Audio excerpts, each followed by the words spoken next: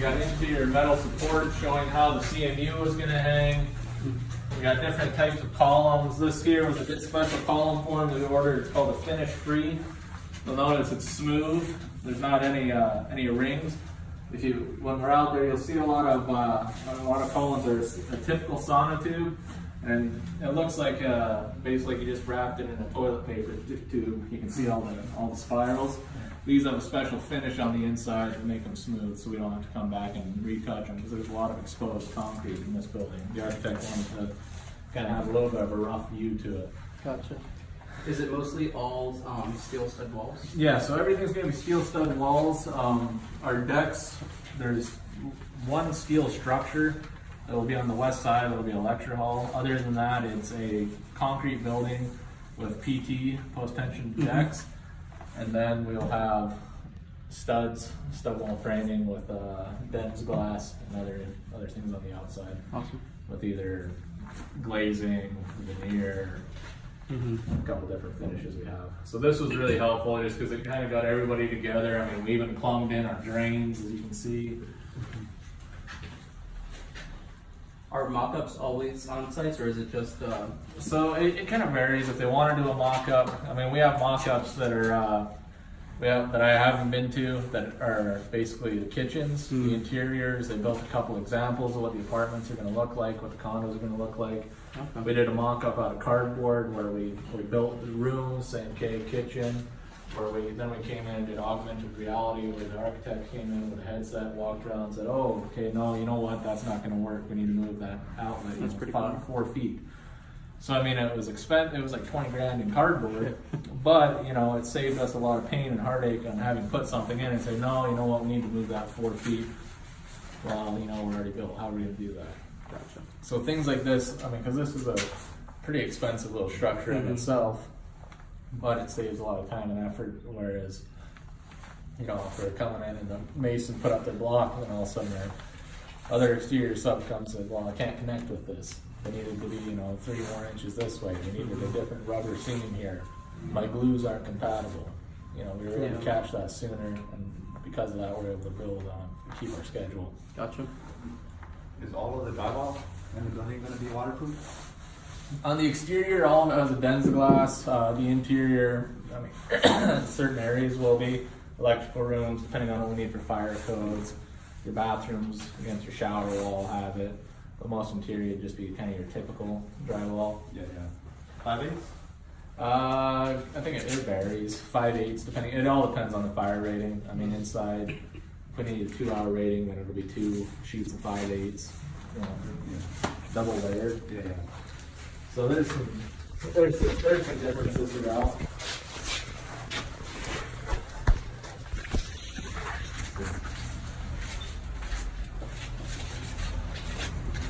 So does this get like demolished? Yep. This will, yeah, so this will be here for probably the duration of the job. Near the end of it, when we're starting to do exterior, this will get tore down.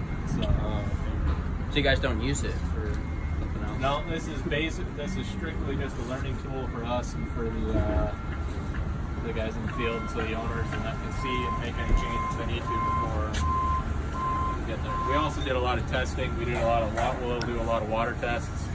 So we've sealed this, and then there's different. I mean, depending on what the specs call for, we tested on this to see if the windows or the finished system will actually meet the spec. Or will we need to make changes to it?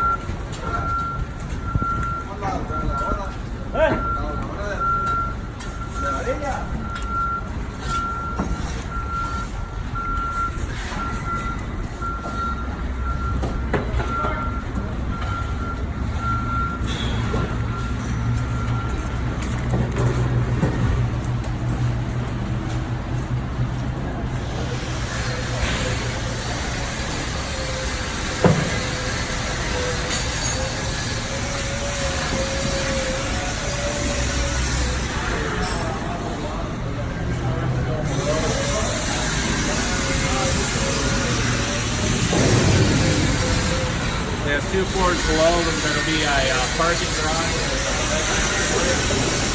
One of the cool things we have, this is actually going to be cool. So we built a concrete vault that's floating over the floors below, and they'll come in and do structural foam, and then shotcrete, and then do the pool design. So on our main level here, it'll be our lobby, we'll have a pool, there's an equipment room that'll be down here, it'll be a weight room, not equipment room. That area to the north there, that's the north elevator core. We'll have 4 elevators there to the north and south here where we have the steel and another elevator core. We'll have 2 of them, 4 elevators. There's a lot going on. You see that steel hanging there? That's what's going to hold that masonry on. It's on the mock-up, so we had that there as well as here over an opening. We were able to try that out before we actually installed it. One thing that's interesting is we're going to be building the structure. We'll be building the interior as we go up. So those on level 2, they have exterior studs. So we'll be drying into building, putting temporary roofs on so that we can do interiors as we go up and finish a lot more quickly rather than just building the structure in level 21 and then going down and starting up. So level 1, they're starting to finish up Bilbo. You can see they've got CMU coming up around the ramp. Parking garage. Down to level 1 where you can kind of see some of the finishes as well.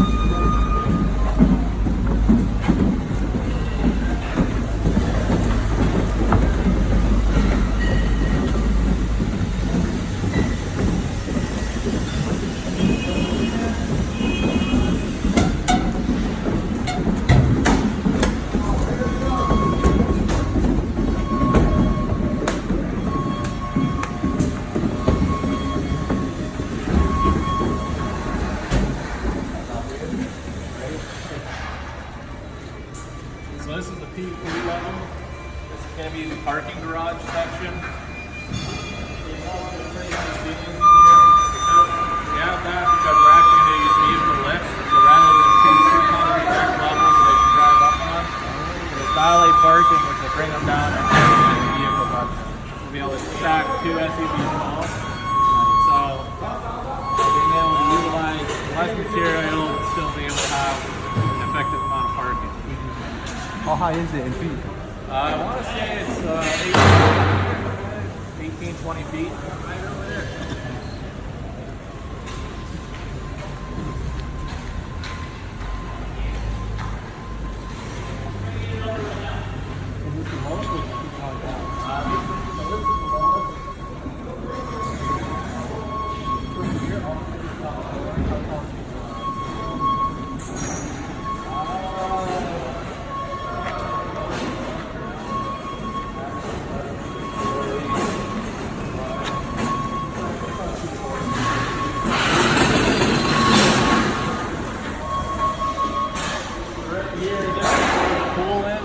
Bottom of the pool vault. So you can see we have to come down. Our pool wall is about 2 feet thick. Our pool equipment's actually going to be in here. So they're going to run all the piping into the pool equipment room. This is like a built-out area of masonry. It's going to be the valet offices, a couple other offices down here, as well as this is the entrance to the north elevator.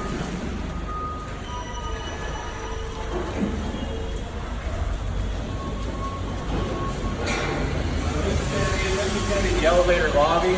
See we got structural steel that goes in to catch the elevators over here. We'll have this opening through here.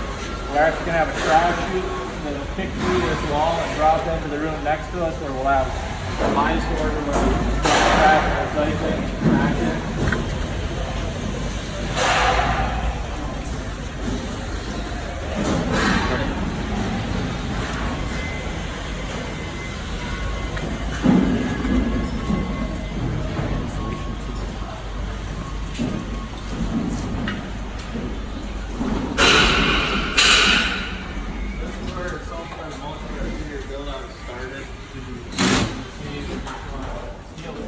some masonry with insulation, and then they're doing drywall right now.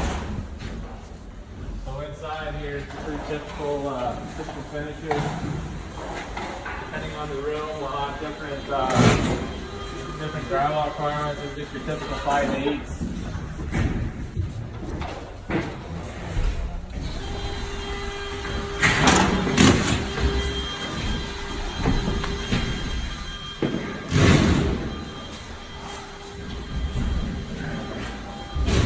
One thing you'll notice is we got two different colors of concrete here.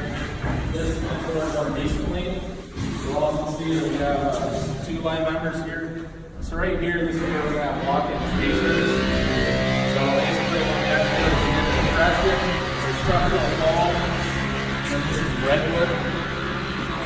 So they wrap it in redwood and able to keep waterproofing and things like that. So there was some coordination that had to go in here. So this is kind of just a little thing they were putting a prep room kind of thing in the basement. There's a lot of little things you don't really think about until you actually get into the building. We're trying to get our fire protection taken in, our sprinklers, updated, plumbing. So what?